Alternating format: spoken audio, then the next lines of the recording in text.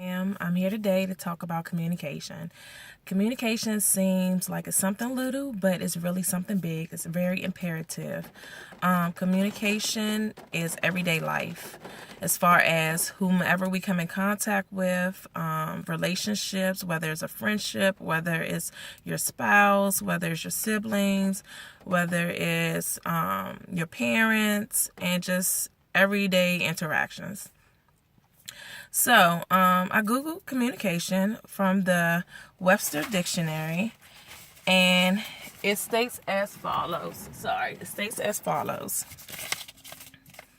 The act or process of using words, sounds, signs, or behaviors to express or exchange information or to express your ideas, thoughts, feelings, etc. Communication could be a text, communication could be a letter, social media. Communication is everyday life.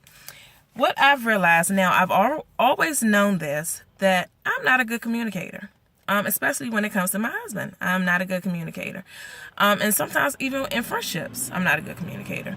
Now, this is something I've always known, but 2 days ago when me and my husband had a disagreement, I really sat back and thought about it after, talking with him, that I am not a good communicator. Now, some people think just because they're outspoken or they're always able to express their feelings that they're good communicators. Because you're vocal and you can express your feelings doesn't make you a good communicator. Being quiet doesn't make you a good communicator. Avoiding situations does not make you a good communicator. I say everyone needs to evaluate their communication skills.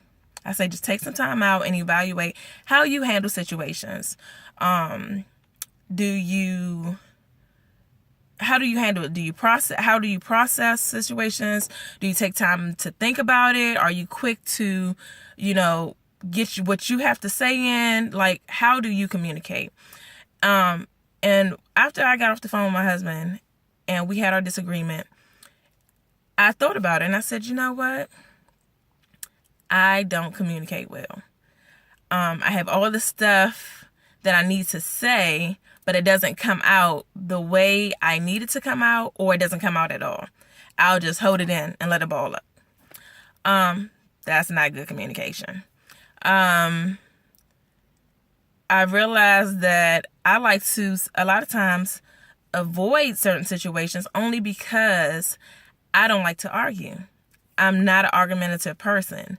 And I grew up with argumentative parents. So therefore, being in that environment, it makes me not an argumentative person. So therefore, I avoid certain things because I don't want to argue. I don't want to argue.